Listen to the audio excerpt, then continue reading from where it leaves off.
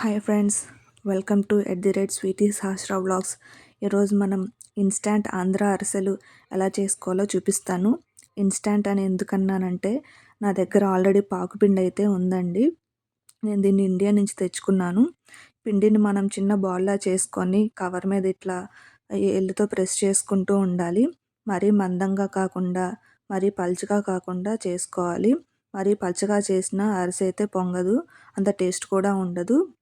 ఇలా చేసుకున్నాక మనం ఆయిల్‌లో అయితే వేసుకోవాలి. ఆయిల్‌లో వేసుకున్నాక మీడియం ఫ్లేమ్‌లో పెట్టుకోవాలి.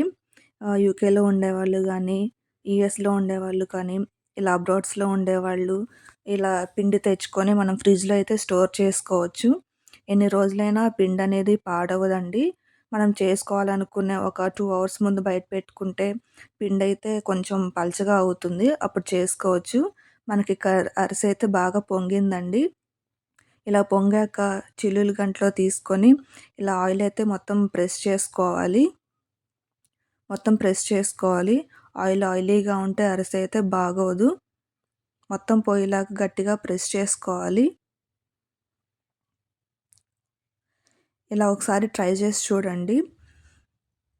ట్రై చేసి ఎలా వచ్చాయో నా కామెంట్ సెక్షన్‌లో కామెంట్ చేయండి. అండ్ అలాగే మన ఛానల్ @స్వీటీ సహస్ర వ్లాగ్స్‌ని లైక్ చేయండి, షేర్ చేయండి అండ్ అలాగే సబ్స్క్రైబ్ కూడా చేసుకోండి. Thank you for watching.